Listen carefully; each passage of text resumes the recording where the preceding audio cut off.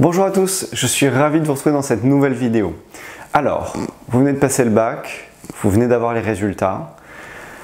Première chose, si vous l'avez eu, félicitations. Si vous ne l'avez pas eu mais que vous êtes au rattrapage, pas de souci, restez zen. Il va juste falloir cravacher, donner un dernier coup de pédale et vous allez y arriver. Si malheureusement il y a trop de rattrapage, vous referez une année de terminale en force et tout se passera bien l'année prochaine.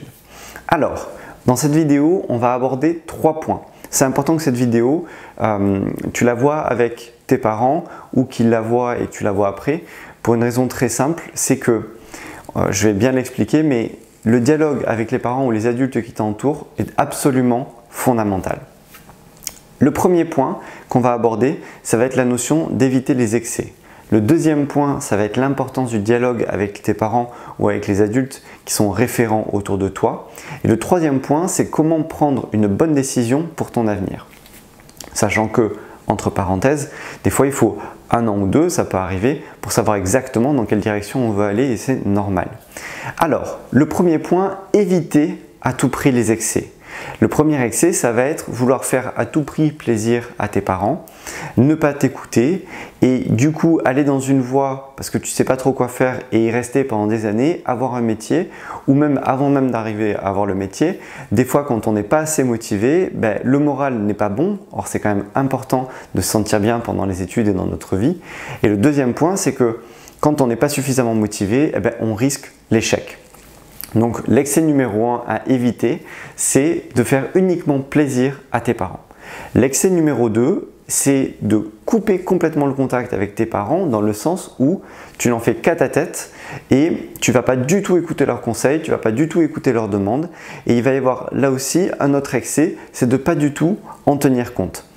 Ça donne rarement des choses bonnes de faire ça et donc je ne t'y encourage pas du tout. Le deuxième point, l'importance, c'est de comprendre le contexte. Depuis que tu es tout petit, depuis la crèche ou la maternelle, on t'a mis sur des rails. Tu as été dans un train où tu as fait le primaire, le collège, la terminale, tu as eu quelques petites décisions à prendre, mais c'était vraiment rien parce que tu étais sur des rails. Là, ton bac est terminé, donc le train s'est arrêté. Tu sors du train et maintenant c'est toi qui vas conduire la voiture, c'est toi qui vas décider de ta vie. En moyenne, quand on a 18 ans, quand on sort du bac, on a 18 ans autour de ça. Donc on passe en plus le permis, donc l'image est valable là aussi. Il faut bien que tu comprennes que le dialogue avec tes parents ou avec les adultes qui t'entourent, parce qu'on n'a pas tous la chance d'avoir nos parents, est vraiment très important parce que c'est un travail d'équipe. Il ne faut pas couper le contact, il faut surtout le garder. Ton avenir va s'appuyer notamment sur leur expérience. Alors, le troisième point, et c'est là qu'on y vient, comment prendre une bonne décision pour ton avenir. En lien avec ce que je viens de dire, c'est un travail d'équipe. Il faut que tu arrives à trouver et que vous trouviez le lien entre ce que tu aimes faire et ce que tu auras la motivation de faire pendant peut-être plusieurs années pendant tes études, parce que les études c'est dur, il faut travailler et il faut être motivé pour ça. Donc trouver le lien entre ce que tu aimes faire, entre le niveau de vie que tu as envie d'avoir après, entre l'expérience et les conseils de tes parents. Il va falloir que vous preniez tous ensemble des décisions axé sur ces domaines-là. Et il y a d'autres points qui sont importants à relever.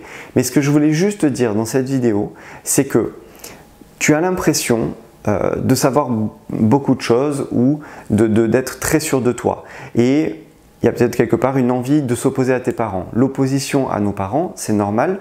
Tout le monde l'a fait, tes parents ça leur est arrivé, tes grands-parents aussi et tes enfants ça leur arrivera. La notion d'opposition, c'est aussi par l'opposition qu'on se construit. Le problème c'est qu'il ne faut pas aller dans un excès, il faut rester intelligent. Pour prendre une bonne décision, il faut écouter les conseils et surtout, et c'est le dernier point que je vais aborder, c'est qu'il faut s'appuyer sur des faits. Il ne faut pas s'appuyer sur des on-dit, il ne faut pas s'appuyer sur des opinions des uns et des autres.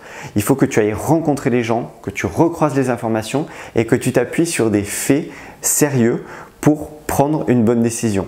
Le dernier conseil, c'est un conseil que je vais répéter mais que je veux vraiment que tu gardes en tête. Ne romps pas le contact au niveau professionnel ou au niveau de tes études avec les parents. Réussir, c'est un travail d'équipe. Nelson Mandela disait « on ne réussit jamais seul ». Enfin, il a dit une phrase un peu comme ça, mais de toute façon, on ne réussit jamais seul. Le succès, c'est un travail d'équipe. Si tu veux être bien dans ta vie personnelle et professionnelle, c'est un travail d'équipe et il faut que tu le fasses avec tes parents et ta famille.